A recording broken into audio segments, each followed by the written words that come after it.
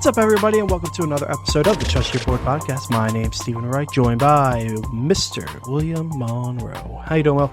Steve, doing well here. Just got back from a wedding this morning in actually where you used to live in New Jersey. I'm not sure if it was a similar town, but Long Branch, New Jersey. Are you familiar with that area? I've heard the name, but I'm pretty sure that is nowhere near where I am from. I'll look it up, though. We will, let's find out. Long Branch, New Jersey, huh? Yes. It was actually a beach wedding, so it was on the beach. Long Branch or Long Beach? Long Branch. Looked like it was pretty central Jersey. Yeah, that would make sense. There it is, Long Branch. You are... Oh, no, it's actually pretty north. Yeah, about 2 hours away from me. Gotcha.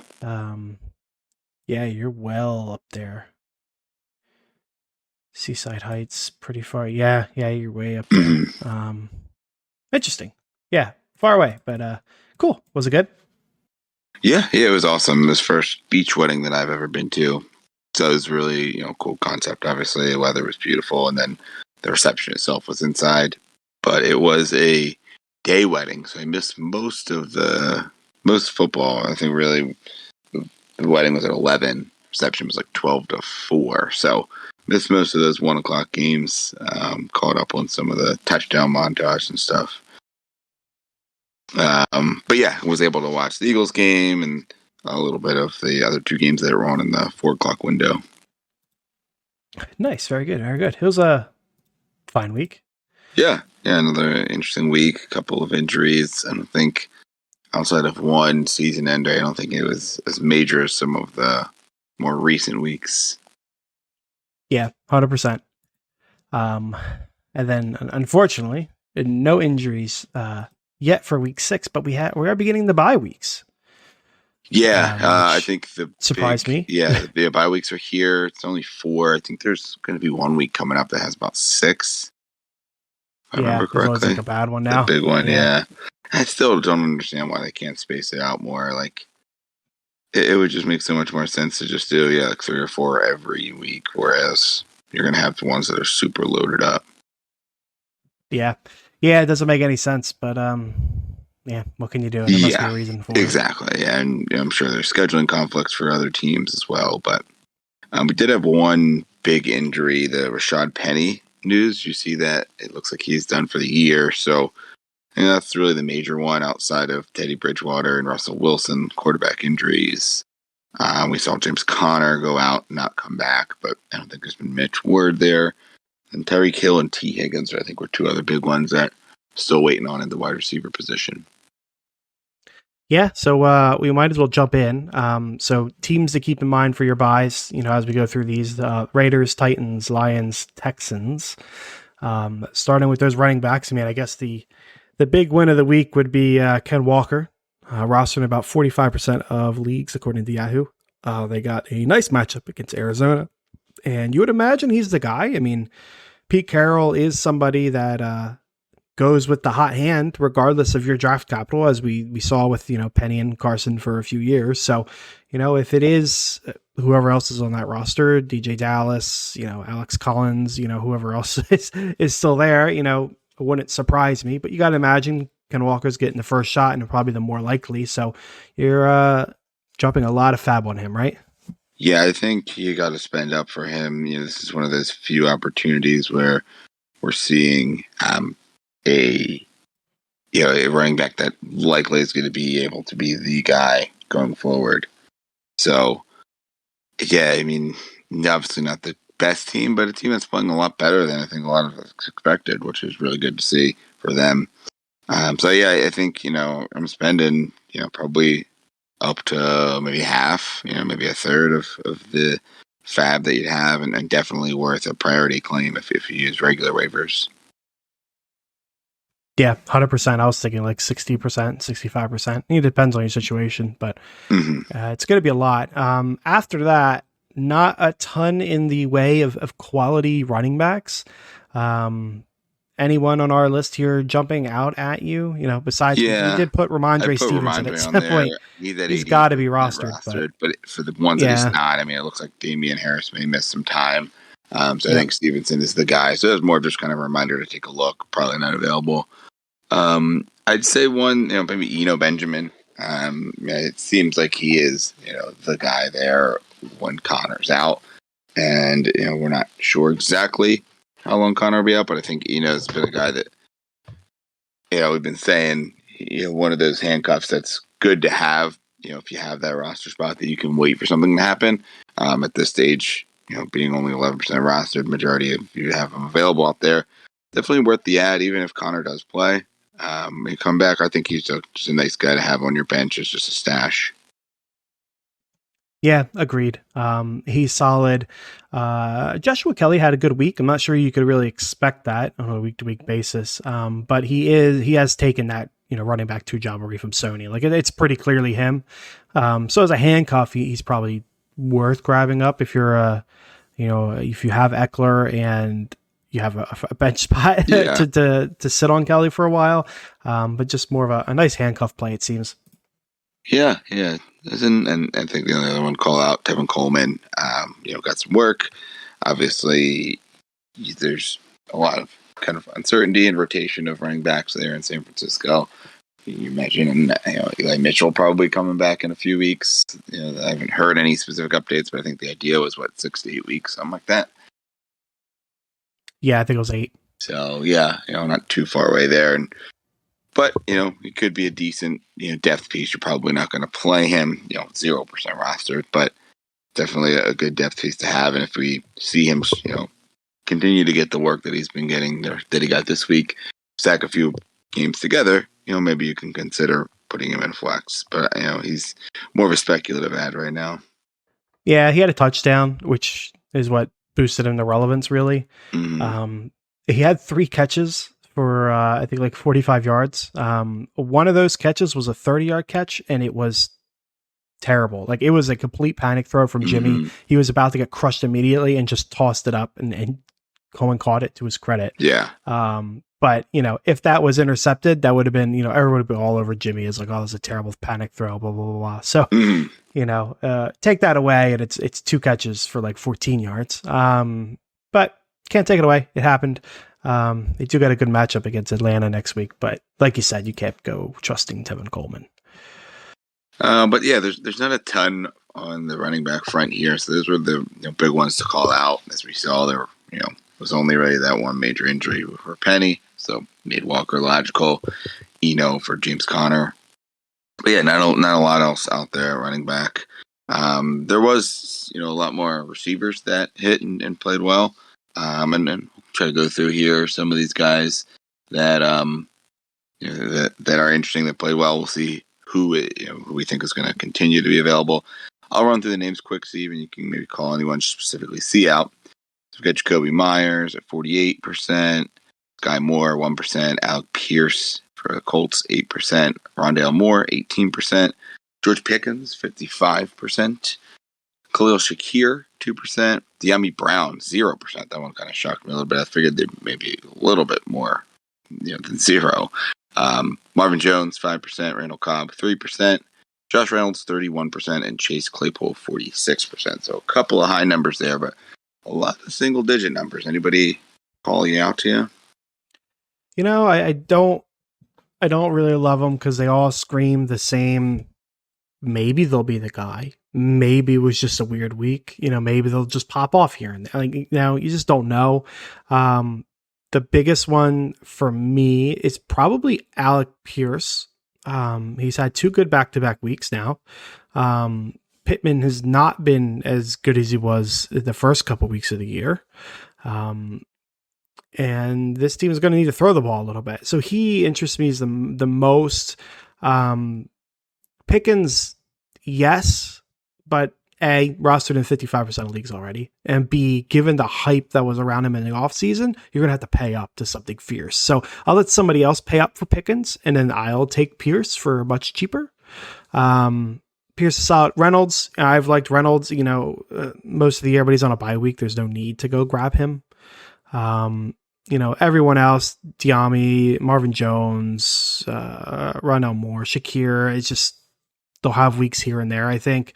You mentioned Sky Moore. We'll see what he does in the game tonight.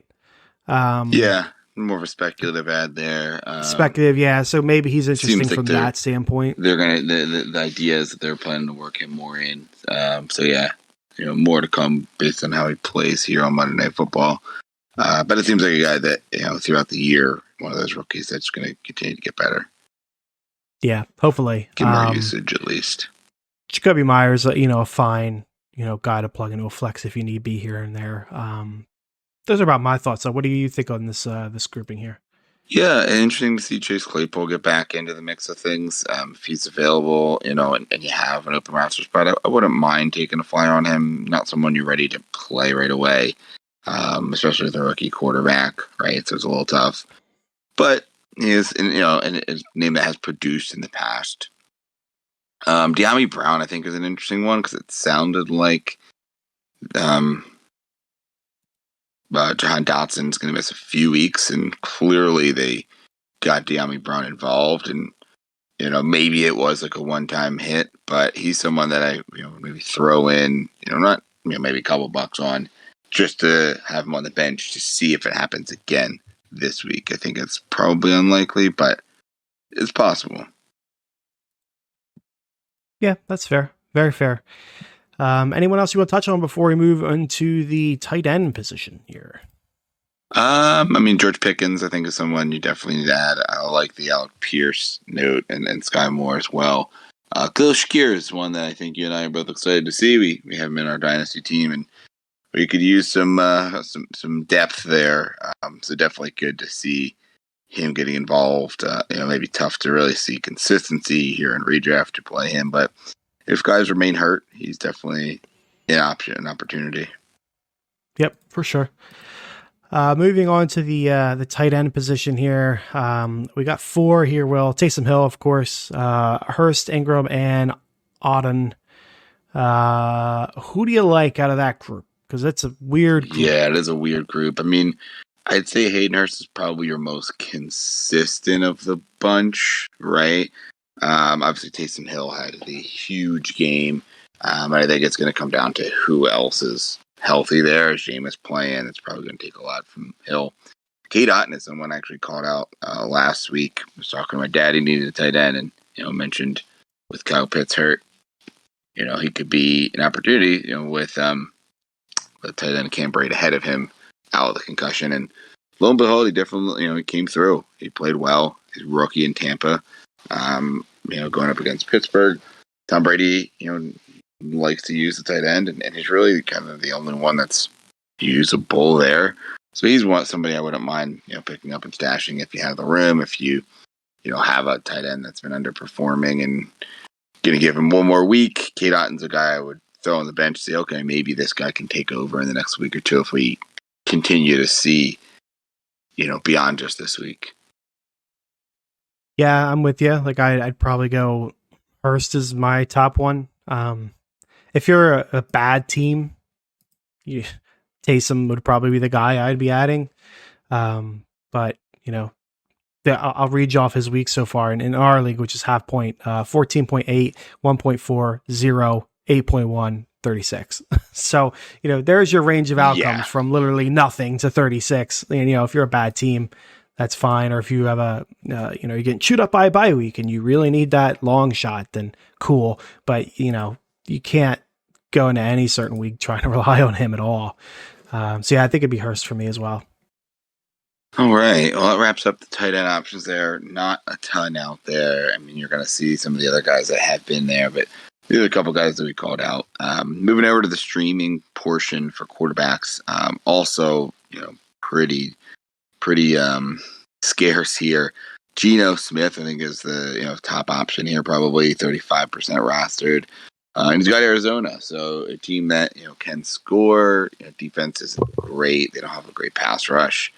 And he's not the most mobile, but he's been running a little bit this year, and we saw they struggled against Jalen Hurts this week, another mobile quarterback.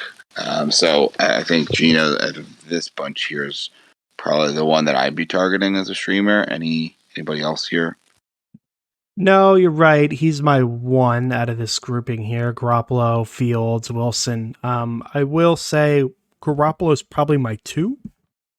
And probably someone I'm going to have to start in our league next week because I have Goff on bye, which was nice. Traded for Goff and then Goes got right to the absolutely bye. nothing out of him, and then on a bye week.